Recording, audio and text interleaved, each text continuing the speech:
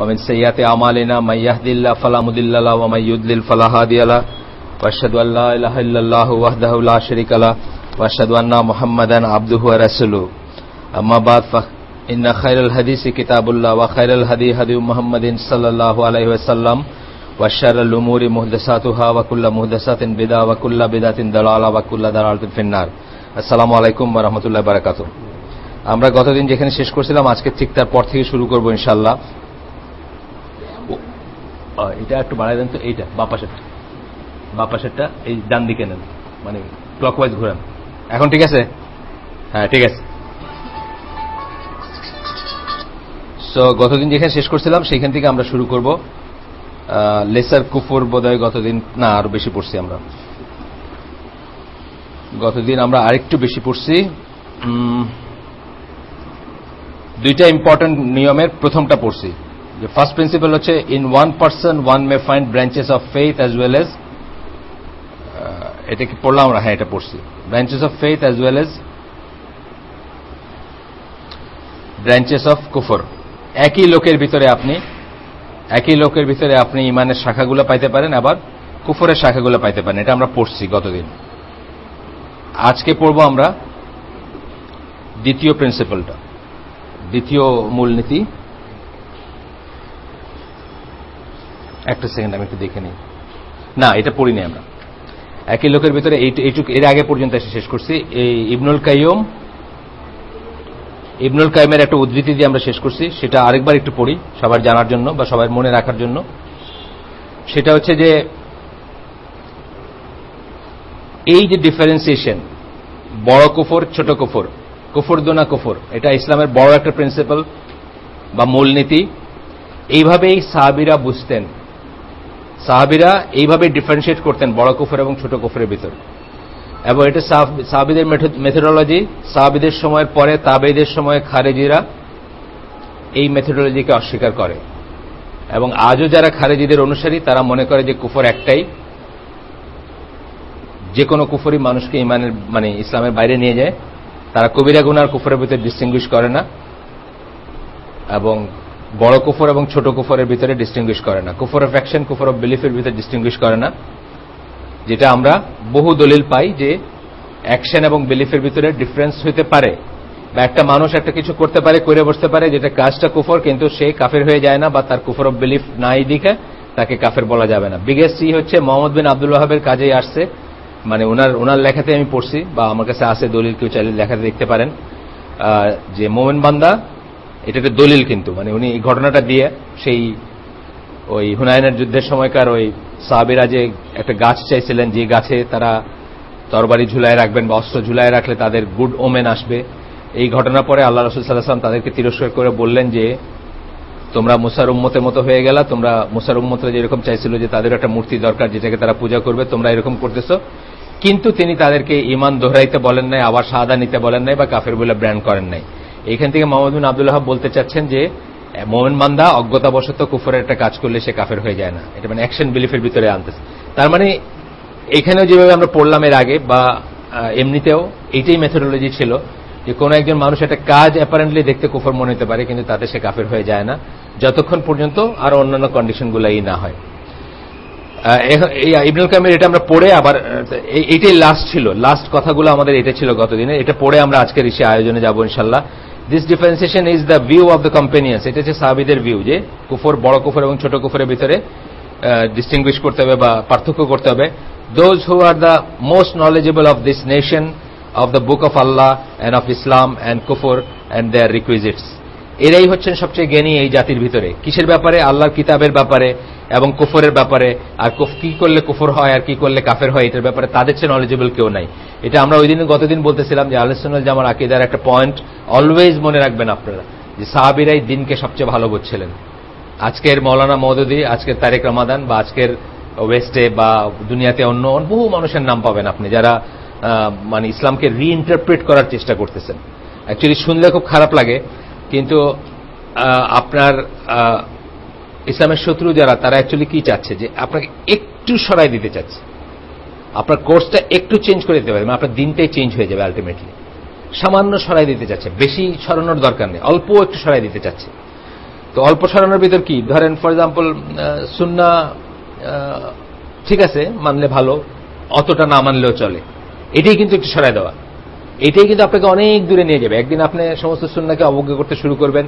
আর আমরা গতদিন যেরকম পড়লাম যে সুন্নাহ ইজ ইকুয়াল টু দিন, নো সুন্নাহ নো দিন, এটা হলো ইকুয়েশন, সোজা কথা। তো যাই হোক, তারপরে বলতেছেন উনি, this issue cannot be taken except from them. এই ইস্যু, এটা খুব সিরিয়াস ইস্যু, কাকে কাফের বলবেন কাকে বলবেন না, কোন কুফরটা আকবার কোন কুফরটা আসগার, বা কোনটাতে ইসলামের বাইরে যাবে কোনটাতে, এইটা তাদের ছাড়া আর কাছ থেকে না জানে। শুধু এইটা বলে না, যা কিছু তাদের কাছ থেকে আসছে সেটা প্রাথমিকভাবে তাদের কাছ থেকে নিতে হবে। যেমন কোরআনের ইসের ব্যাপারে আমরা কি পড়ছি, কোরআনের তফসিরের ব্যাপারে মেথোডোলজি কি পড়ছি।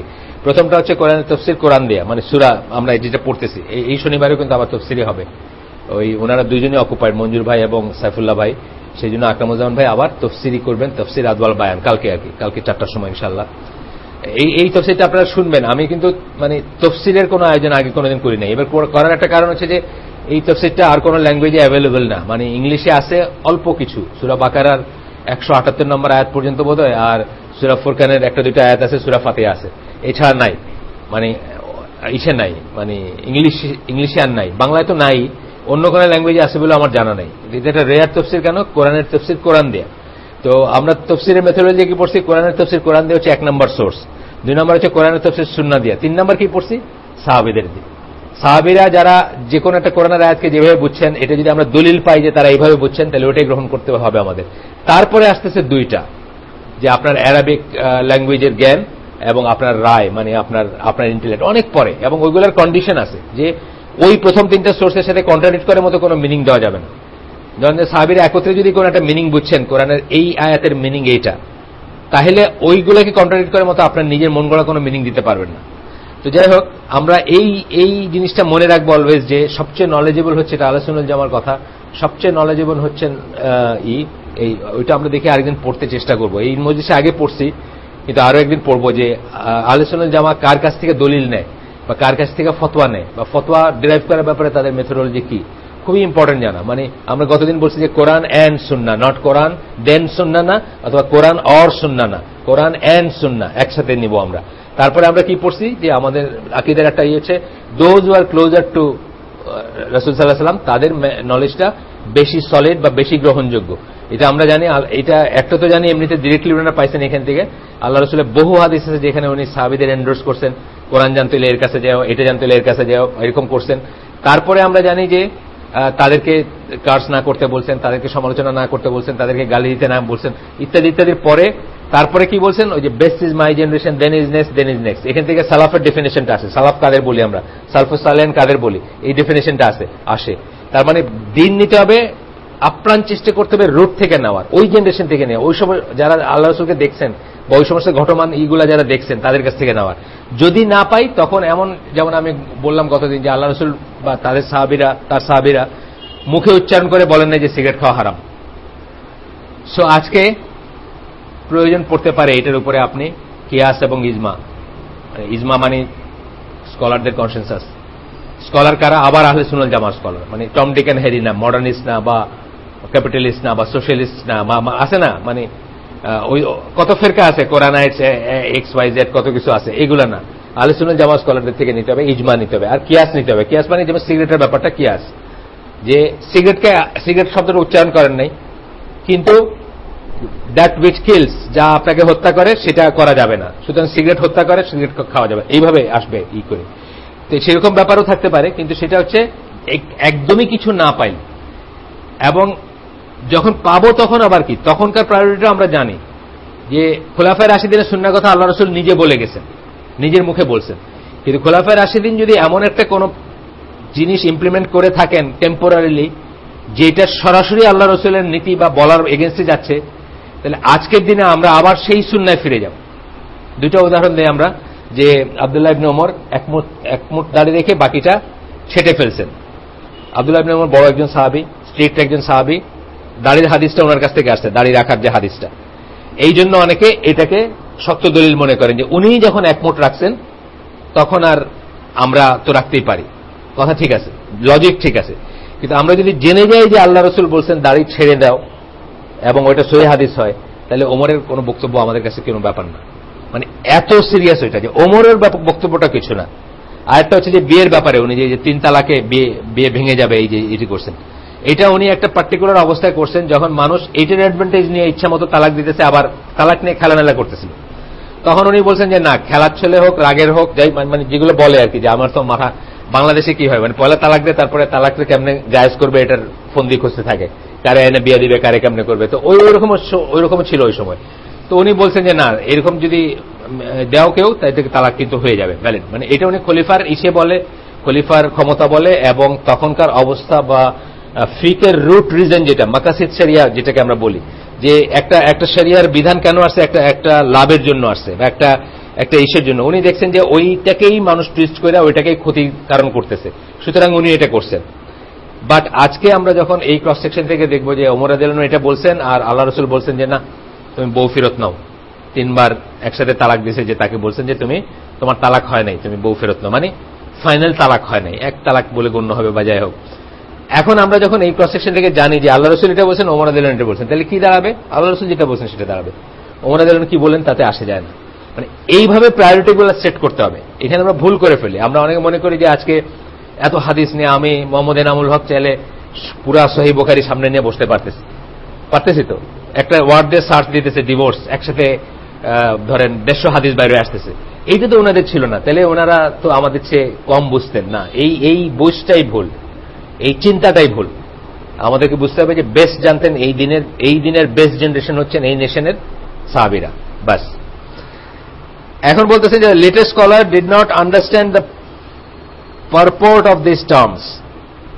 পরবর্তী স্কলাররা অনেকে এই টার্মগুলোর মানেই বুঝে নেই বা পারপাসই বুঝে নেই, কেন বলা হয়েছে। সুতরাং তারা 2টা ভাগে বিভক্ত হয়েছে। এক ভাগ কি করছে, তারা হচ্ছেন যে কিছু একটা করলেই গ্রেট সিন, মেজর সিন, কবিরা গুনাহ করলেই ইসলামের বাইরে চলে গেছে। এক গ্রুপ আছে, এখনো আছে তারা, মুতাজিলা এবং খারেজি যারা। আরেক গ্রুপ কি হচ্ছে যে মুরজিয়া, আমরা বলছিলাম, হ্যাঁ, মারো পিটো যাই করো, ইমান যাবে না আমার, মানে আমি একবার আল্লাহর নাম নিছি বাস, লা ইলাহা ইল্লাল্লাহ বলছি, মুরজিয়া। আমরা বলতেছিলাম যে আহলে সুন্নাহ ওয়াল জামা হচ্ছে বিটুইন খারেজিজ এন্ড মুরজিয়া, বিটুইন তাকলিদ এন্ড তাকফির। তাকলিদ কথা এবং তাকফিরের ভিতরে, তাকলিদ মানে অন্ধ অনুসরণ, আমি আর কিছুই দেখব না। তাকফির মানে কথায় কথায় কাউকে কাফের বলা। এর মাঝখানে ইসলামের অবস্থান, মানে আহলে সুন্নাহ ওয়াল জামার অবস্থান, এবং মুরজিয়া এবং খারেজিদের মাঝখানে অবস্থান। এগুলা ইবনুল কাইমের কথা, আমার কথা না এগুলা, বা এগুলা এস্টাবলিশড নর্মস অফ আহলে সুন্নাহ ওয়াল জামা। মানে আপনারা যে 1400 বছর স্কলারদের লিস্ট করেন যারা ইসের উপর আছেন, এটা আমি মাঝে মাঝে বলি, এখন আমাদের ভিতরে অনেকে তর্ক করে যে অমুক না 200 বছর বাদ দিয়ে দেন না, 1400 বছর থেকে 200 বছর বাদ দিয়ে দেন, 1200 বছরে আসেন। 1200 বছর আপনি জানবেন না কারা আহলে সুন্নাহ ওয়াল জামার scholar, very easy to know. আপনি মানে আপনার যদি এখলাস থাকে আপনি জেনে নেবেন কারা। যেমন যে নামগুলো আমরা এখানে পড়ি ঘুরে ফিরে, ইবনে তাইমিয়া, ইবনুল কাইয়্যিম, ইমাম নওয়াবী, যাদের রেফারেন্সগুলো আসবে এখানে, তাদের ভিতরে হয়তো সামান্য ফ্ল কারো থাকতে পারে। যেমন ইমাম নওয়াবীর কথা বললাম, ওনার সামান্য কিছু ফ্ল আছে, ইয়েট তাকে আহলে সুন্নাহ ওয়াল জামার স্কলারই মনে করেন সবাই। ইবনে হাজার আল আসকালানী, ওনার সামান্য একটু সমস্যা আছে, ইয়েট তাকে তারা আহলে সুন্নাহ ওয়াল জামার মনে করেন। শাতিবি, শাওকানি, নামগুলো আমরা জানি না, এই নামগুলা ইবন আবু ইজাল হানাফি, তারপরে আপনার আরো উপরের দিকে, আরো আগের দিকে যান আপনি, ধরেন তাবারি বা ইবন কাসির, এই নামগুলো আমরা সব জানি না, এই চেইনগুলা ওইগুলো থেকে নেন দলিল। আপনি এই 200 বছর বাদই দিয়ে দেন, এত বিতর্কের দরকার কি আছে যে সৌদি পেট্রোডলার খায়া ওসাইমিন এই ফতোয়া দেয়। আর পেট্রোডলার একটা কথা আসছে না আমাদের এখানে, গিয়ে দেখে আসেন ওরা কি লাইফ লিড করে গেছেন, কি down to earth life lead করে গেছেন, দেখে আসেন আপনার। মানে আমি বলতেছিলাম, এই যে আমার ছেলে গিয়া হজে গিয়া ইসের হালাকায় বসছিল, মোহসেন আল আব্বাদ, উনি এখনো হালাকা করেন মসজিদ নববীতে, অ্যারাবিক কে করেন অবশ্যই, ওনার ছেলেও মদিনা ইউনিভার্সিটির টিচার। তা আমি আমার ছেলে আসার পরে জিজ্ঞেস করছিলাম যে তোমার কি কখনো মনে হয়েছে যে মানে দুনিয়ার কোন রিজনে এরা কোনোদিন মুখ দিয়ে একটা অসত্য বা একটা অঠিক কথা বাইর করতে পারে? বলে প্রশ্নই ওঠে না কোনো। মানে যে তাদের সাথে বসছে, তাদের কথাগুলো যারা শুনছে, তারা চিন্তাই করতে পারবে না যে ওরা দুনিয়ার কোন রিজনে, অথচ আমরা চট করে মানে ভালো করে নামটা উচ্চারণ করতে পারবো না এমন মানুষ বলে পেট্রোডলার, তো পেট্রোডলারের বদলতে এগুলো বলতেছে। তো এই পেট্রোডলার বাদ দিয়ে দেন, পেট্রোডলার কবে আসছে? 1938 সালের পরে পেট্রোডলার আসছে। আপনি 1900 শতকটাই বাদ দিয়ে দেন, তার আগে গিয়ে দেখেন কি বলতেছে। 1900 শতকটা বাদ দিয়ে দেন না, তাহলে তো সেরে গেল, পেট্রোডলার তো আর নাই। তার আগের স্কলাররা, 1300 বছরের স্কলাররা দেখেন কি বলছেন, এই কথাগুলোই বলে যাবেন সবাই। আহলে সুন্নাহ ওয়াল জামা বলতে আমরা যা বুঝি তারা এই কথাগুলাই বলবে। তারা আপনার তাকফির ওয়া হিজরা বা বাংলাদেশে জামাতুল মুসলিমিনের কথা বলবেন না। আচ্ছা, তারপরে কি বলতেছেন, দেয়ারফর দেয়ার ইজ এ কুফর which is less than the greater কুফর। গতদিনের কথা কিন্তু পুরান কথা আপনাদের, জাস্ট আরেকবার যাতে আপনার হৃদয়ে থাকে সেই জন্য বলা, কারণ আজকে আমরা অনওয়ার্ড যাব তারপরে। তাহলে বলতেছেন কি, সুতরাং এমন কুফর আছে যেটা বড় কুফর হচ্ছে ছোট কুফর, এমন হিপোক্রেসি বা নিফাক আছে যেটা বড় নিফাক, ওটা আমরা পড়বো পরে, মুনাফিকের যে এইগুলা বড় নিফাকের ছোট নিফাক, এমন শিরক আছে যেটা বড় শিরক আছে ছোট শিরক। আমরা জানি না আছে তো, রিয়াকে আমরা বলি না ছোট শিরক, রিয়াকে ছোট শিরক, বা আরো আছে।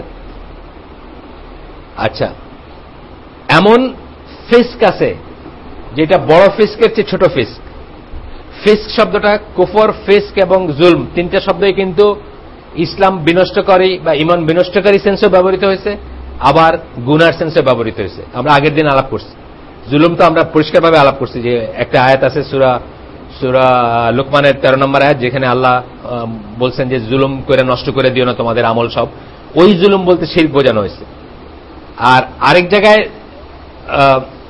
সরি, ওইখানে এটা না, ওইখানে মানে জুলুম করতে না করছেন, বড় জুলুম করতে না করছেন, ওই শিরক বোঝায় না করছেন। একজন মৃত্যুর সময় তার সন্তানদের বলতেছেন যে এই করো না, এই করো না, এই করো না, এটা করো না।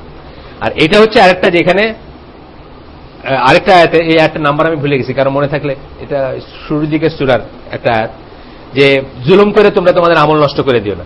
তখন সাহাবীদের মন খুব খারাপ হয়ে গেছে। ওনারা জুলমের ডিকশনারিগত অর্থটা ধরছেন। ডিকশনারিগত অর্থ কি? অঠিক কোনো কাজ করা। আমরা আগের দিনই বলছি আপনাদের, পায়খানার বদনাটা এনে এই টেবিলের উপর রাখা, এটা অঠিক কাজ। এটাকেও আরবি ভাষায় মানে ডিকশনারি ভাষায় বলবে জুলুম, মানে অঠিক কাজ, এই কাজটা ঠিক না। এইটার প্রপার স্থান হচ্ছে ওইটা, আর এই গ্লাসের প্রপার স্থান হচ্ছে এই জায়গা। এটা হচ্ছে ঠিক কাজ, আর এটার উল্টাটা হচ্ছে অঠিক কাজ। এতে জুলুম মানে কিন্তু সকল অঠিক কাজ বোঝায়। সাহাবীরা খুব মন খারাপ করছেন, বলে ইয়া রাসূলুল্লাহ, কে আছে এমন যে কোনো না কোনো ক্রস সেকশনে জীবনে অঠিক কাজ করে নাই, এবং এই অঠিক কাজ করলে কি আমাদের আমল সব নষ্ট হয়ে যাবে? তখন আল্লাহ রাসূল বলছেন যে না, এই জুলুম হচ্ছে ওই জুলুম, মানে সূরা লুকমান 13 নম্বর আয়াতে যে জুলুম বলা হয়েছে ওই জুলুম, অর্থাৎ শিরকের কথা বোঝানো হয়েছে। তাহলে জুলম, ফিস্ক এবং কুফর তিনটা ওয়ার্ডকেই আল্লাহ বা আল্লাহ রসুল কোরআনে বা হাদিসে টোটালি ইসলাম থেকে বাইরের মতো ক্রাইম হিসাবে বলছেন, আবার পার্শিয়ালি হিসাবে বলছেন, মানে বড় কুফর হিসাবে বলছেন, ছোট কুফর হিসাবে বলছেন। কোনটা কনটেক্সটে বলা হয়েছে, এটা আমাদের কোন কনটেক্সটে বলা হয়েছে এটা আমাদের বুঝতে হবে। এই জন্যই রসুলের দরকার, তা নাহলে রসুলের দরকার ছিল না। কোরআনটা একদিনে একটা পাহাড়ের উপরে নাজিল করে দিলে আমরা পড়ে সব বুঝে ফেলতে পারতাম। রসুলের দরকার কি, সুন্নাহর দরকার কি, এই ভিতরে কিন্তু এইটা, মানে কোন আয়াতটা কি। তারা তো আরব ছিলেন, না সাহাবীরা, তারা আরবিক ল্যাঙ্গুয়েজ খুব ভালো বুঝতেন, আমাদের মতো জাহিল ছিলেন না আরবিক ল্যাঙ্গুয়েজে। তারা পর্যন্ত কনফিউজ হয়েছেন। অনেক আয়াত আমরা জানি, এটা একটা বললাম, এরকম আরো অনেক আয়াত আছে। ওই যে ডোন্ট স্ট্যান্ড, মানে নামাজে বিফগ্ধ অবস্থায়, নেশাগ্রস্ত অবস্থায় নামাজে দাঁড়ায় না। একজন সাহাবী বলছেন যে অন্য সময় খাওয়া যায় মদ, নামাজে দাঁড়ানোর সময় খাওয়া যাবে না, অন্য সময় খাওয়া যাবে। আরব, কিন্তু উনি আরবিক ল্যাঙ্গুয়েজ জানেন। তো এইটার ক্লারিফিকেশন কে করতেন? আল্লাহ রাসূল সাল্লাল্লাহু আলাইহি ওয়াসাল্লাম করতেন, বা করতে পারতেন, আর কেউ করতে পারত না। যেই জন্য ওনার দরকার ছিল, নাহলে কোরআন গোটাটা এটা কাফেররা চাইছেও, কিন্তু কাফেররা বলছেও যে এটা তো ওইভাবে আসলেই পারতো, মানে এইভাবে তুমি কইতেছো আর আমরা শুনতেছি, এরকম কেন? মানে মুজিজা হিসেবে পুরাটা একবারে আসতে পারতো, কিন্তু পুরাটা একবারে আসলে এইগুলা পারপাসগুলো ফুলফিল হইতো না। আচ্ছা, তারপরে বলতেছেন উইচ ইজ লেস, আচ্ছা গেল, এমন ফিস্ক যেটা বড় ফিস্কের চেয়ে ছোট, এমন জুলুম যেটা বড় জুলমের চেয়ে ছোট। এটা হলো আমাদের বুঝতে হবে যে এটা সাহাবীরা জানতেন, লিটল জেনারেশনে অনেকে বোঝে না, অনেকে জানে না, বা অনেকে এটা নিয়ে তাহকিক করে না, চিন্তা করে না, ভাবনা করে না, গবেষণা করে না, করলেই জানতো তারা, অথবা কারো মনোপুত হয় না জিনিসটা, কারো মনোপুত হয় না। অ্যাকচুয়ালি অনেকেই মনে করে যে আমি স্ট্রিক্টের ফিক ফলো করতে কিন্তু দুঃখ নাই, মানে বাধা নাই। যেমন আগের দিন আমরা বলছি বোধহয়, আব্দুল্লাহ ইবনে আব্বাস এবং আব্দুল্লাহ ইবনে ওমর দুইজনের ভিতরে, দুইজনই আল্লাহ রাসূলের খুব ক্লোজ সাহাবী, মেইনস্ট্রিম বড় সাহাবী, বিশাল ব্যক্তিত্ব। কিন্তু একজন খুব স্ট্রিক্ট ছিলেন সব ব্যাপারে, যে কোনো ব্যাপারে ওনার কাছে গেলে স্ট্রিক্টটাই বলতেন বা বোর্ড করতেন নিজে। আরেকজন ছিলেন সফট ছিলেন, বা উনি সহজ করে দিতেন। তার মানে যে উনাদের ভিতর আকীদাগত কোনো পার্থক্য আছে বা ইমানগত পার্থক্য আছে তা নয়, কিন্তু মোটেই না। সেটা একটা ব্যাপার। কিন্তু আরেকটা ব্যাপার হচ্ছে যে আমার এই মতটাই সবাই ফলো করতে হবে, এইখানে সমস্যা হয়ে যায়। যেমন ধরেন আপনারা বলতেছিলাম যে অনেক মানুষ আমি বাংলাদেশে চিনি যারা রুটি বিস্কুট খায় না, বাজারের বেকারির কোনো রুটি বিস্কুট খায় না। ফাইন, তাকওয়া এটা, কি জানে কি আছে রুটিতে, কি জানে বিস্কুটে কি আছে, কিন্তু সে আমাকে না করতে পারবে না কিন্তু খাইতে। কেন না করতে পারবে না? আমার জন্য ওই কি জানি খোঁজ করাটা কিন্তু ফরজ বা ওয়াজিব না। আমি একটা মুসলিম দেশে থাকি, ইনগ্রেডিয়েন্টসে লেখা আছে বাটার, ভেজিটেবল অয়েল, যাই আছে XYZ, এর ভিতরে হারাম কিছু না, আমি খাইতে পারি। উনি একটা তাকওয়া, উনি এটা করতে পারেন, নিজেকে আরো ক্লিন রাখলেন, আরো পরিষ্কার রাখলেন। উনি আমাকে বলতে পারবেন না যে আপনি বিস্কুট খান না, অথবা উনি বলতে পারবেন না যে বিস্কুট খাওয়া হারাম, তখন তাকে দলিল দেখাইতে হবে। একইভাবে লেসার কুফরকে কেউ যদি না করে বা কেউ যদি খুব স্ট্রিক্ট থাকে, খুব ভালো কথা, সে স্ট্রিক্ট, সে ওর সাথে মিশবে না, ওর সাথে মেয়ে বিয়ে দিবে না, ওর সাথে মুআমালা সব ঠিক আছে, কিন্তু সে যে আমাকে বলে যে ওকে কাফের মনে করতে হবে, তখন সেটা ঠিক না। এখন আমরা আসব, প্রথমটা গেল আমাদের দুইটা ইম্পর্টেন্ট প্রিন্সিপালের ভিতরে, না সরি আমরা ওটাতে আসতে পারিনি, আমরা এখনো লেসার কুফর পড়লাম। আজকে যাব দুইটা ইম্পর্টেন্ট প্রিন্সিপাল মানে নীতিমালা। কিসের উপরে? প্রথমটা হচ্ছে in one person one May find branches of faith as well as branches of আনবিলিভ। এটা আমরা ডিসকাস করছি, কিন্তু এখন আমরা দলিল থেকে ডিসকাস করব। একই ব্যক্তির ভিতর সাইড বাই সাইড আংশিক ইমান থাকতে পারে বা আংশিক কুফর থাকতে পারে, অথবা দুইটাই থাকতে পারে, একটা মানুষের ভিতর থাকতে পারে। কিন্তু এটা বুঝতে হবে যে কুফর আকবর যেটা বলি বা শিরক আকবর যেটা বলি, যেটাতে ইমান নষ্ট হয়ে যায়, সেটা সাইড বাই সাইড থাকতে পারে না। মানে একটা মানুষ একই সময় ইমানে এবং কুফরে থাকতে পারে না, এটা ঠিক আছে কথা। কিন্তু ব্রাঞ্চেস বললাম না, আমি কলার চুকলা ফালাই নাই, রাস্তার থেকে দেখা চলে গেছি, এই ব্রাঞ্চটা আমি ফুলফিল করি নাই, কিন্তু আমার ইমান আছে, তাই না?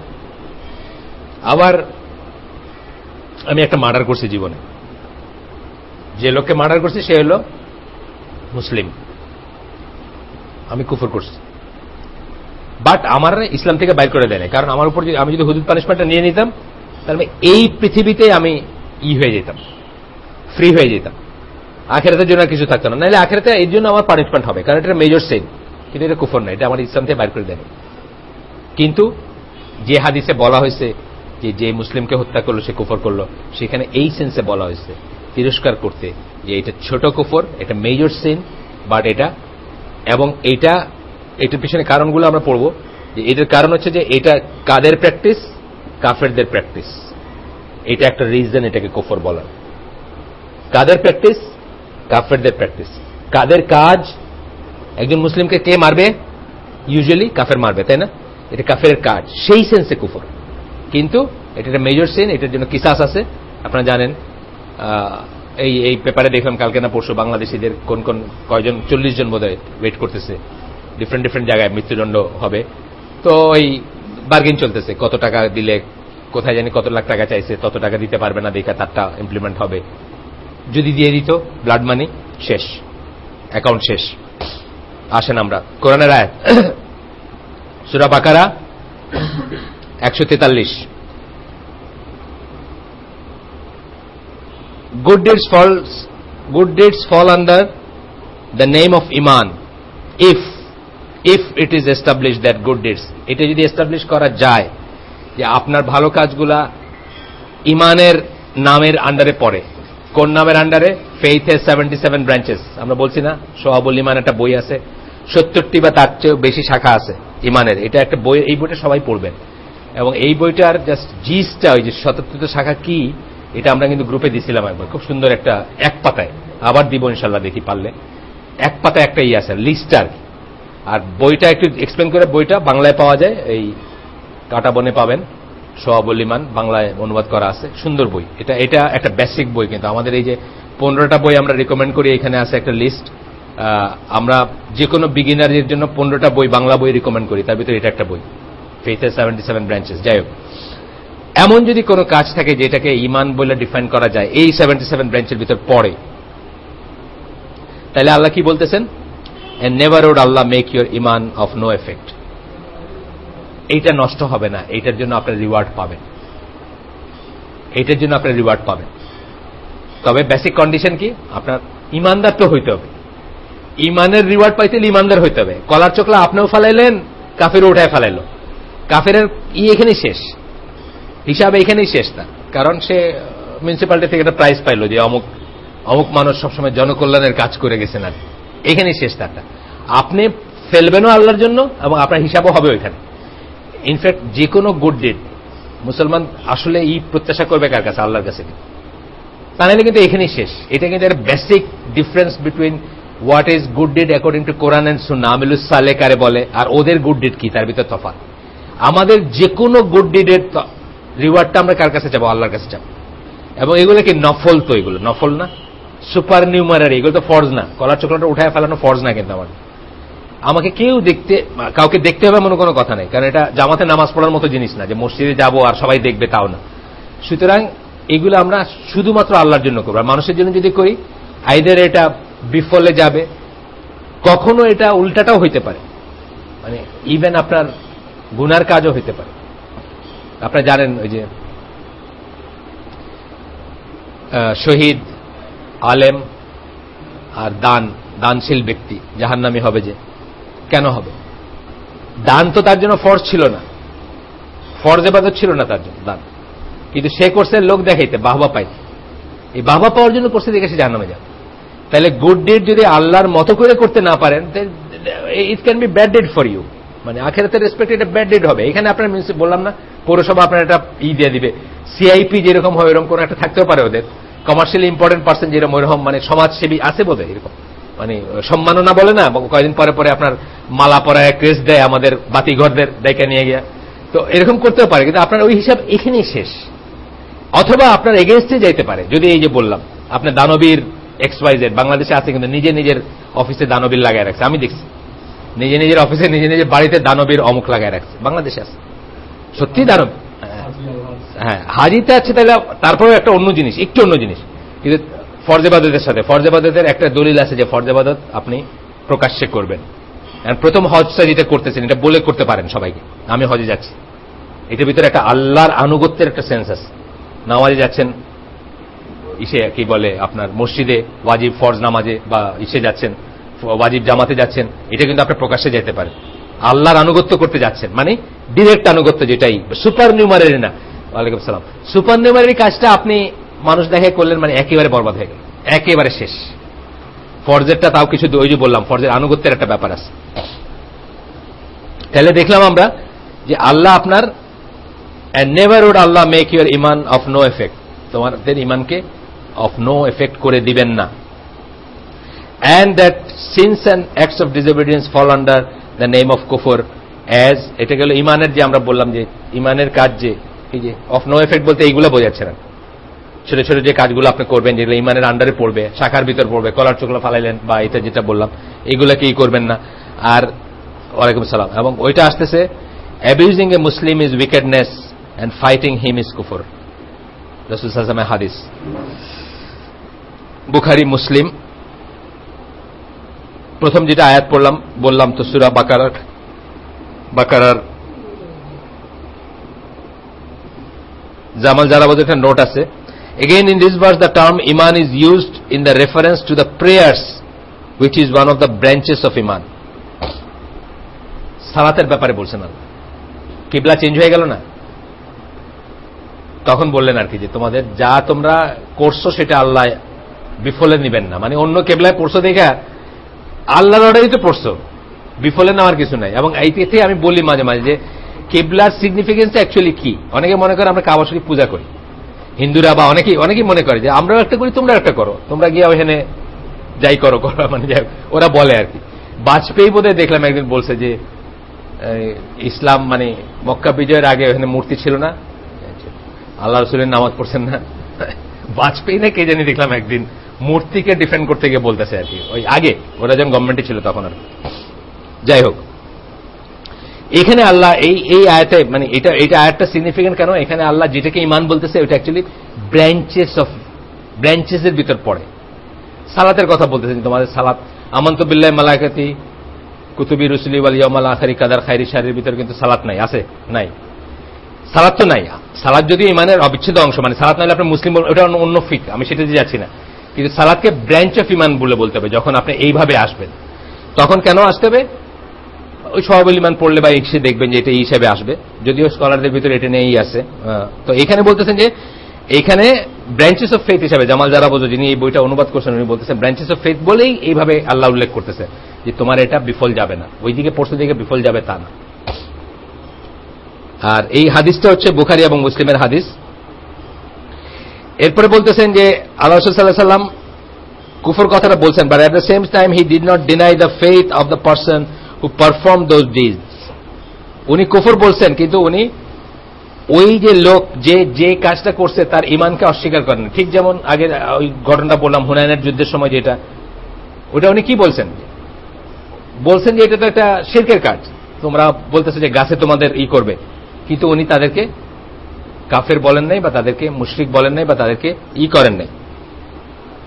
This is a very important principle for the purpose here. The question of the perpetrators of great sins being released from hellfire and not remaining therein forever is also built upon this principle, for which there is much evidence in Quran and Sunnah. বলতে এই জিনিসটা খুব important, কারণ এই যা পড়তেছি এখন আমরা, এর উপরেই প্রতিষ্ঠিত হচ্ছে ওই ধারণাটা যে একজন মানুষ একটা সময় পর্যন্ত জাহান্নামের শাস্তি ভোগ করে পরে আবার সেখান থেকে বের হবে, যেটা ওই ভাই গতদিন প্রশ্ন তুলছিলেন বা কথা বলছিলেন আর কি। ঠিক আছে, আমরা জানবো সেটা। তো বলতেছেন যে এইটা যে রাসূল সাল্লাল্লাহু আলাইহি ওয়াসাল্লাম একই সময় কুফর বলছেন, কিন্তু ওই লোককে কাফির হিসেবে ট্রিট করেন নাই, একই সময় এই কথা বলেন। Then some people may be believers but they may yet have one branch of or a number of branch of kufr. একজন মানুষ এইখান থেকে আসতেছে যে একজন মানুষ বিশ্বাসী হয়ে তার একটা বা একাধিক ব্রাঞ্চ বা শাখা থাকতে পারে কুফরের, জাহিলিয়াতের শাখা থাকতে পারে, নিফাকের শাখা থাকতে পারে, ফিসকের শাখা থাকতে পারে, এক বা একাধিক। এবং এইটার জন্যই এই প্রিন্সিপালটা ভ্যালিড দেখে আল্লাহ রাসূল তাদেরকে কাফের বলেন নাই, তাদেরকে মুশরিক বলেন নাই, তাদেরকে ইসলামের বাইরে ট্রিট করেন নাই। এবং এইটা আমাদের বুঝতে হবে যে এটা একটা বড় প্রিন্সিপাল। কোরআনের এভিডেন্স আসতেছে আবার সূরা ইউসুফের 106 নম্বর আয়াত, and most of them believe not in Allah without associating। এখানে কিন্তু একটা জিনিস বিরাট তফাৎ। এই আয়াতটা বাংলাদেশের আমরাও ওই বই পড়ছি বা আমরা ওই বই করছি, কিন্তু আয়াতটা কিভাবে আসছে এটা বোঝাটা খুব ইম্পর্টেন্ট। অধিকাংশ মানুষই ঈমান আনা সত্ত্বেও এই আয়াতটা কিন্তু সেভাবে বলা নাই। এই আয়াতটার এক্সাক্ট ট্রান্সলেশন হচ্ছে, আপনারা যারা আরবিক জানেন তারা বুঝবেন, and most of the people believe not in Allah without associating। মানে ঈমান আনা সত্ত্বেও কাফের বা ঈমান আনা সত্ত্বেও মুশরিক এই কথাটা একবারও বলা হয়নি। বলা হচ্ছে কি, বেশিরভাগ মানুষই কিছু না কিছু শরীক করা ছাড়া ঈমানদার না বা ঈমানে নাই, আর এই কথাটা বলা হচ্ছে। কিন্তু ঈমান আনা সত্ত্বেও মুশরিক কথাটা বলা হয়নি। এখানে মুশরিক বলে কোনো টার্ম নাই। এখানে মুশরিক বলে ইল্লা, আচ্ছা ও আছে আছে আছে আছে মুশরিক ইল্লা ওয়াহুম, হ্যাঁ শিরক করা ছাড়া, রাইট আছে, কথাটা আছে।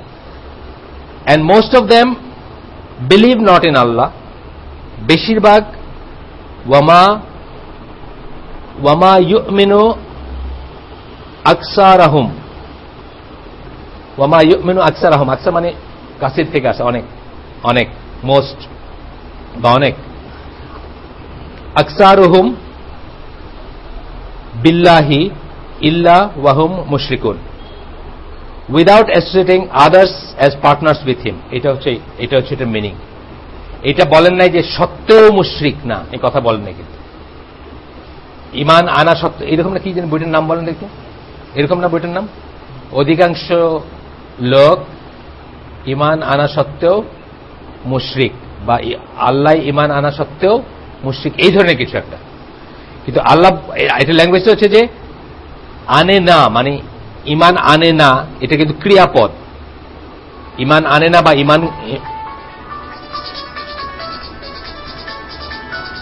ঈমান আনে না, believe not in Allah.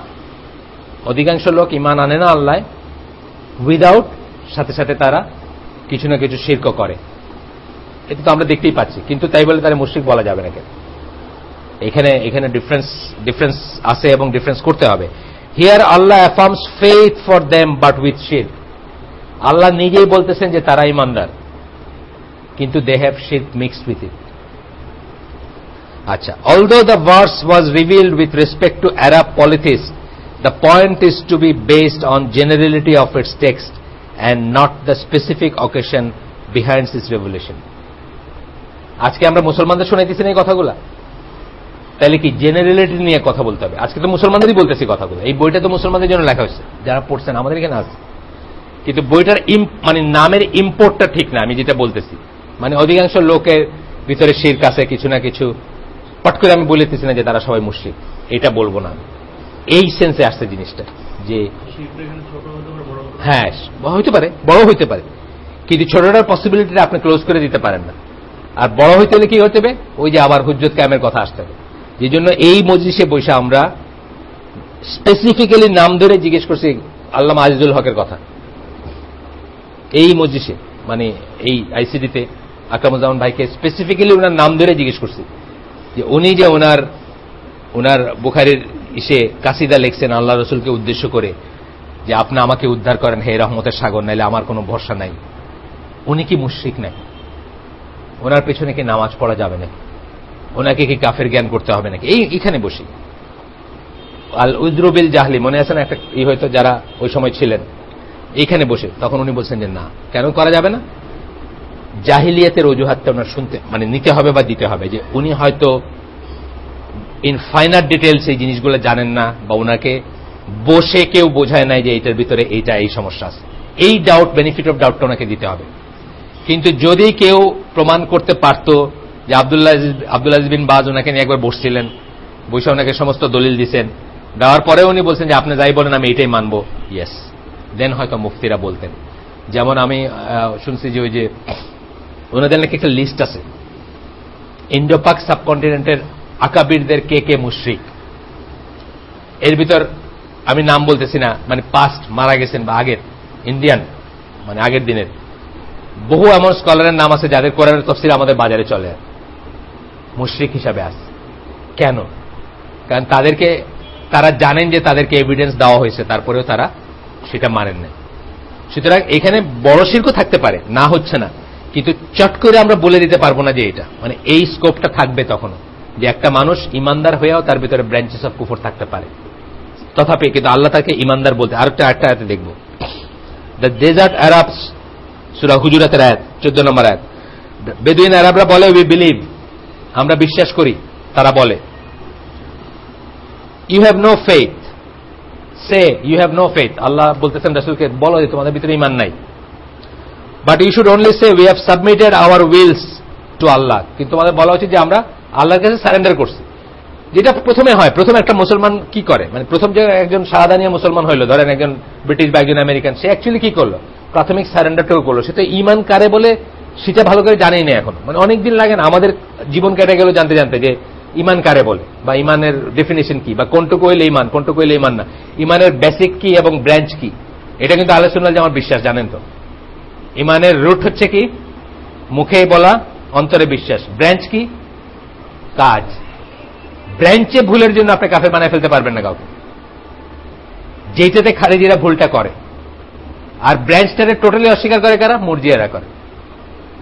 Again আপনার মানে এই যে পড়াশোনার যে দরকার আছে কত দেখেন, আহলে সুন্নাত জামাত কিন্তু বলতেছে যে তিনটা মেলা ঈমান, মানে একেবারেই যে কোনো লিটারেচারে পাবেন মুখে ইজহার বা মুখে অন্তরে বিশ্বাস এবং কর্ম মিলায় ঈমান। বাট যখন ইম্পর্টেন্সে যাবে তখন বলবে যে দুইটা হচ্ছে রুট বা বেস, আর একটা হচ্ছে ব্রাঞ্চ। কাজগুলো হচ্ছে ব্রাঞ্চ। এই যে আসলো কলার চোখলা ফালানো ব্রাঞ্চ, এর ভিতর একটা ব্রাঞ্চের ত্রুটি থাকলে আপনি তারা কাফের বলে ফেলতে পারবেন, বা এই ব্রাঞ্চের ভিতরে ত্রুটি আরো কিভাবে গ্রেটার সিম করে ত্রুটিটা হয়, কবিরা গুণের ত্রুটি হয়। এই ব্রাঞ্চকে যারা রুট ধরে নিচ্ছে তারা বলতেছে যে আপনি আউট অফ ইসলাম, একটা ব্রাঞ্চের ত্রুটি, মানে একটা জিনিসের ত্রুটি হলো। আর এই ব্রাঞ্চকে যারা টোটালি মানতেছে না, এই ব্রাঞ্চের কোনো দরকারই নেই, তারা হচ্ছে মুরজিয়া। খুব সিম্পল, কিন্তু এখানে বোঝার একটা ব্যাপার আছে যে কোনটা না হইলে টোটালি নাই আর কোনটা হইলে আছে। আমরা আসি আবার ফিরে আয়াতটাতে, 12:15 আমরা শেষ করবো ইনশাআল্লাহ। We have submitted our wills to Allah, আমরা আমাদের ইচ্ছাকে আল্লাহর কাছে সমর্পণ করছি। For not yet has faith entered your hearts, বলো আল্লাহ রাসূলকে বলতেছেন যে তোমরা এইটা করছো কিন্তু তোমাদের ভিতরে এখনো ঢুকে নাই ঈমান, অন্তরে এখনো ঈমান ঢুকে নাই। But if you obey Allah and his messenger, কিন্তু তোমরা যে মেনে চলো আল্লাহ এবং তার ইচ্ছে। এমনও হইতে পারে অনেক মানুষ ঈমান কি সেটা জানার আগে মরে যেতে পারে না, আসলে মরছে না, এখনো মরতেছে।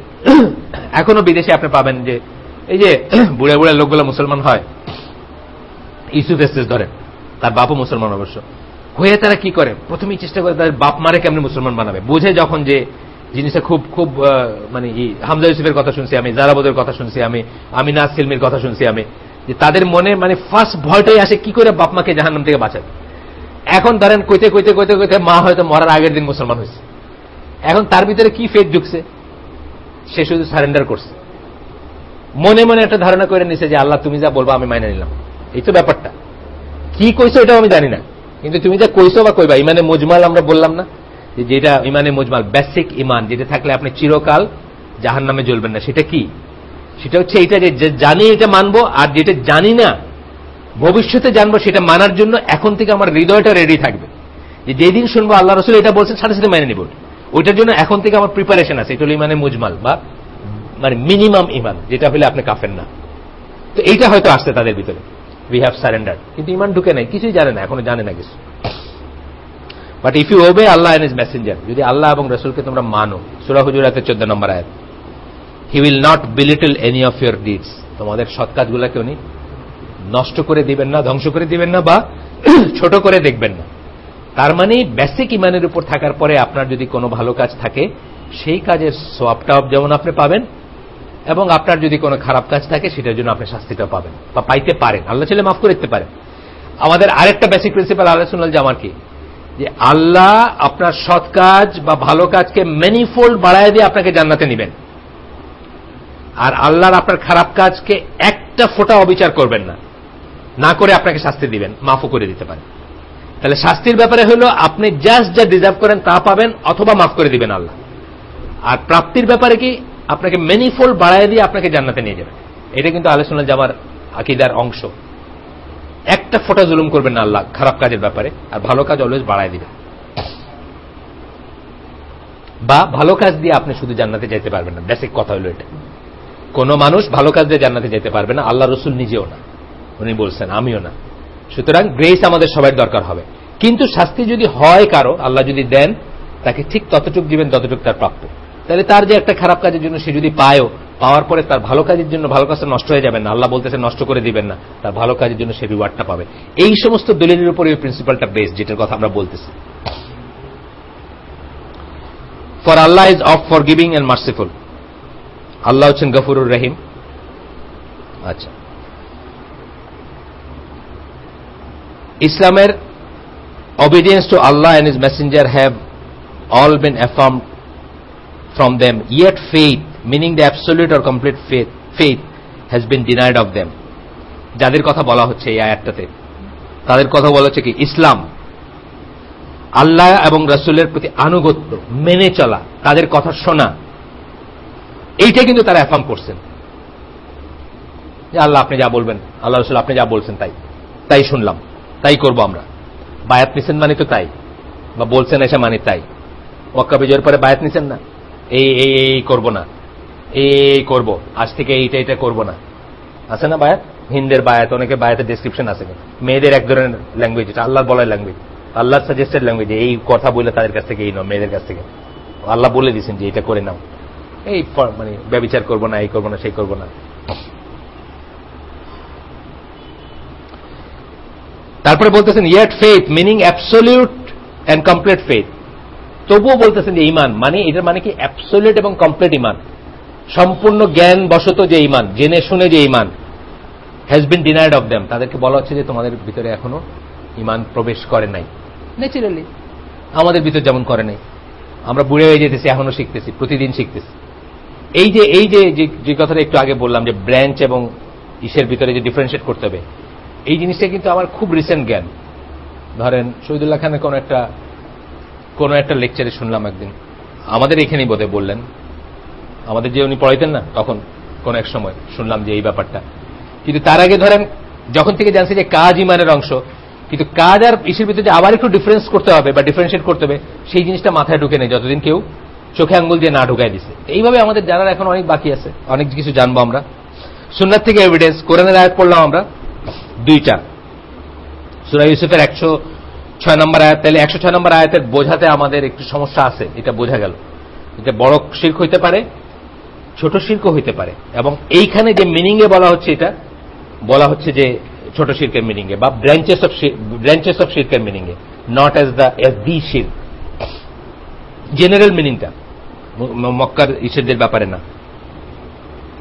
দ্যাট রিমাইন্ডস মি, আমি ওই ব্লগে একটা তর্কাতর্কিতে গতদিন বলছিলাম, বোধহয় তর্কাতর্কিতে গেছি প্রেক্ষিতের কথা, আবারও বলতেছি যে একটা আয়াতের প্রেক্ষিতটা আজকে না থাকতে পারে, কিন্তু আয়াতটা ভেরি মাচ ভ্যালিড থাকতে পারে আমাদের জন্য। কোরআনের ম্যাক্সিমাম আয়াতের ব্যাপারে এটা প্রযোজ্য, অল্প কিছু সংখ্যক আয়াতের ব্যাপারে এটা প্রযোজ্য না। আগে বলছিলাম, আবারও বলতেছি, যেগুলো মনসুখ হয়ে গেছে অথবা যেসব আয়াত কোন একটা পার্টিকুলার সাহাবী বা কোন একটা পার্টিকুলার মানুষের জন্য নাজিল হয়ে শেষ হয়ে গেছে, যেমন আবুল আহাব, কথার কথা, আবুল আহাবের ধ্বংস হোক, এই ধ্বংস হওয়ার এই ঘটনাটার এই কথাটা হয়তো আর প্রযোজ্য না, কারণ আর আবুল আহাবের ধ্বংস হবে না। বাট এইটার যে ইম্পোর্টটা, এটা সবসময়ের জন্য আছে। এই কাজগুলো যারা করবে তারা এই শ্রেণীভুক্ত হবে, তাদের জন্য কোনো আশা নাই, তাদের জন্য কোনো ভরসা নাই, তারা ধ্বংসপ্রাপ্ত, ইত্যাদি সবসময়ের জন্য প্রযোজ্য। কিন্তু ধরেন পার্টিকুলার যে জায়েদ বিন হারিসা সম্বন্ধে বলতেছিলাম, যে ওনার নামে যে আয়াতটা আসছে, এটা শেষ হয়ে গেছে, এটা আর আসবে না। তো এইরকম আয়াত হয়তো ধরেন আপনার 6000 সামথিং এর ভিতর 600টাও পাবেন না আপনি। বাকিগুলা কি, যেটা স্কলাররা বলেন যে আপনি যখন কোরআন তেলাওয়াত করবেন, আপনি মনে মনে চিন্তা করবেন বা আপনি এই বোধটা আনবেন যে আল্লাহ আপনার সাথে কথা বলতেছেন, এই আয়াতগুলো আপনাকে অ্যাড্রেস করতেছে, আপনি ওটার সাবজেক্ট। শুধু সাহাবীরা না, যে রাসূল কোন একটা সিদ্ধান্ত দেওয়ার পরে যার তোমাদের ভিতরে যেন কোনো গ্রামলিং না থাকে, এটা শুধু সাহাবীদের বেলা প্রযোজ্য না, আপনার বেলা প্রযোজ্য। আপনারা যখন টাকনুর উপরে কাপড় পরতে বলা হয়, তখন যেন আপনার ভিতরে গ্রামলিং না থাকে। আপনার যখন দাঁড়িয়ে রাখতে বলা হয়, তখন যেন গ্রামলিং না থাকে। আপনার যখন বলা হয় যে এটা করে না, যা বলা হয় আর কি, যা করতে বলে, কবরুসা করে না, এটা করে না, সেটা করে না, সবসময়। আচ্ছা, সুন্নাহর এভিডেন্স আমরা একটা দুইটা পড়ে শেষ করে দিব ইনশাআল্লাহ। প্রথমটা হচ্ছে, there are 4 characteristics that if a person has them, 4টা বৈশিষ্ট্য আছে একটা মানুষের ভিতর, যদি সেগুলো থাকে, he is a pure hypocrite, সে একজন নির্ভেজাল মুনাফিক। if anyone has any of them, কিন্তু কারো যদি যে কোনো একটা থাকে, he has a characteristic of hypocrisy until he lives it, তাহলে তার ভিতর নিফাকের বা মুনাফিকের একটা বৈশিষ্ট্য আছে যতক্ষণ না সে সেটা ত্যাগ করে। they are, if he is given a trust, ওইগুলা বলতেছেন, ওই বৈশিষ্ট্যগুলা কি, কাউকে যদি আমানা রাখা হয় কারো কাছে কিছু, আমানা খালি টাকা পয়সা হবে তা না, কথাও হয়। অনেক সময় দেখবেন যে কেউ এসে বললো, ভাই তোমার একটা কথা কই, কারো কয় না, আমাদের পেটটা ফাইটে যায়। এই হিউম্যান টেন্ডেন্সি, মানে ওই নাপিতের গল্প আসছে না, এই জঙ্গলে কইছিল, গরু শুনছে, গরুর চামড়া দিয়ে ঢোল হয়েছে, সেই ঢোলের বাড়ি যখন দিতেছে তখন ওই গোপন কথাটা বাইরেছে। এটা জোক, এটা মানে পেট ফুলে যায় অনেক মানুষের যখন কেউ এসে বলে যে ভাই এই কথাটা কয় না। এটা হচ্ছে কিন্তু টাকা আমানত রাখাটা অনেক ইজি। টাকাটা একটা 100 টাকা দিলেও আপনি এক সিন্ধুকে রেখে বন্ধ করে ফেলেন। কিন্তু আমি এসে কইলাম যে ভাই তোমার একটা কথা কই, কারে কয় না, আমার ভাই আমারে এরকম কইছে একটা কথা, আমার মনটা দুঃখে ফাইটে গেছে, এইটা আপনার জন্য খুব রেজিস্ট করা খুব মুশকিল। এই ট্রাস্টও আসে এটার ভিতরে। হি বিট্রেস ইট, সে সেটাকে বিট্রে করে ট্রাস্ট রাখলে, মানে যখন এরকম গোপন একটা কথা বা কিছু বলা হয়, সে সেটাকেই করে। If he speaks he lies, মিথ্যা কথা যখন কথা বলে তখন মিথ্যা বলে। মিথ্যা কথাকে অনেক, এইখানে সাইফুল্লাহ ভাই বলছেন যে চুরি আর মিথ্যা কথার ভিতরে বলছেন কোনটা বড়, মিথ্যা কথা বড়, বিকজ মিথ্যা কথা হচ্ছে মাদার অফ সিনস। অনেক অনেক অনেক জিনিসের মা হচ্ছে, উৎস হচ্ছে এটা। আল্লাহ রসুলের কাছে এক লোক এসে চুরি করার এলাজ চাইছিল যে আমি চুরি করে না করে থাকতে পারি না, আল্লাহ রসুল তাকে বলছেন তুমি মিথ্যা কথা বললো না। সে এসে বলে কি শিখাই দিলেন আপনি, আমি চুরি করতে পারি না। মানে মিথ্যা না বললে আপনি অনেক কিছু করতে পারবেন না। এর সিম্পল কথা, পরকীয়া প্রেম ধরেন, আপনি যদি এই চরিত্র থাকে আপনি পারবেন, আপনি ঘর ভেঙে বাইরে হয়ে যাবেন, কিন্তু মিথ্যা বলতে পারবেন না। না আমি বলতেছি মানে পরকীয়া প্রেম তো একদম আলাদা একটা ডাইমেনশন। আমি মিথ্যা বলতেছি, কারো মাথায় এটা আসতেছে না যে পরকীয়া প্রেম আসবে এটা। তো আমি আপনাকে বললাম যে আপনি মিথ্যা বললেন, আপনি পরকীয়া প্রেম করতে পারবেন আর পারবেন না। এই প্রসঙ্গে একটা গল্প আপনাকে বলছিলাম, বলা যায়, এই লাইন শেষ করি তারপরে বলি। আচ্ছা, আর কি বলছেন, যখন সে প্রমিস করে সে প্রমিসটা ভাঙে, এটাও খুব মারাত্মক একটা ব্যাপার, খুবই মারাত্মক ব্যাপার। এই জন্য প্রমিস মুখ দিয়ে আনাই উচিত না। দ্যাট রিমাইন্ডস মি, আল্লাহর নামে কসম কাটাটা, এগুলা তো খুব মানে খুব অপছন্দনীয় জিনিস কিন্তু, বা মানত করা, এগুলো অপছন্দনীয় জিনিস বলে। এগুলো মানে কি, আপনি আপনার উপরে বাধ্যতামূলকভাবে শক্ত একটা জিনিস নিয়ে নিচ্ছেন, যেটা কাফারা আছে বা যেটা আপনাকে করতে হবে, এমনি করতে হইতো না। যেমন ধরেন ওমরা মানত করে অনেকে, এমনি আপনার দরকার ছিল না ওমরাটা করার, নফল ওমরা আপনি মানত করে বসছেন, এখন আপনার এটা তো অনাদায়ী থাকলে আপনার সমস্যা আছে। আচ্ছা, আরেকটা কি বলছেন, যখন আর্গু করে তখন গালিগালাজ করে, ঝগড়া করলে মুখে গালি দেয়। This hadith indicates that a person may combine in himself both hypocrisy and Islam. এই হাদিস থেকে দলিল পাই আমরা যে একজন মানুষ, এক সেকেন্ড আমি একটু দেখে দিই, এটা হচ্ছে বুখারী, মুসলিম, আবু দাউদ, আহমদের হাদিস, শক্ত হাদিস, যে একজন মানুষ একই সাথে কি বললেন, যে কোনো একটা থাকলে তার ভিতর চরিত্র আছে বা বৈশিষ্ট্য আছে নিফাকের, নিফাকের বৈশিষ্ট্য আছে তার ভিতর, আবার ইমানও আছে তার ভিতর। সবকটা না হইলে তার পরিপূর্ণ নিফাক হইল না, আর সবকটা হইলো আপনারা আমার জন্য এটা বলা, মুনাফিকের ব্যাপারে বলা ঠিক না যে পরিপূর্ণ, কারণ কতগুলো জিনিস আছে এগুলো ভেরিফাইবল না, বা আপনি একটা ভেরিফাই করতে পারলে একটা নাও করতে পারেন। জাস্ট ফর এক্সাম্পল, মিথ্যা কথা, আপনি কি সব মিথ্যা কথা ভেরিফাই করতে পারবেন? একজন মানুষ বললো আমি আল্লাহ বিশ্বাস করি, এটা মিথ্যা কথা, এটা ভেরিফাই করতে পারবেন নাকি? কোন রাস্তা নেই ভেরিফাই করার। আমি আপনার জিজ্ঞেস ভাই আপনি আল্লাহ বিশ্বাস করেন, আপনি বলেন হ্যাঁ করি, আমি কি এটা ভেরিফাই করতে পারবো? সুতরাং আমি আপনি যে মুনাফিক এটা কি করে ভেরিফাই করবো? কথার কথা আমি বলতেছি, এই জন্য আমরা খুব সাবধান থাকবো ইনশাআল্লাহ। তো আমার আজকে মাফ করে দিন, আমি দেরি করছি ভাই, তবে একটা গল্পটা বলে শেষ করি।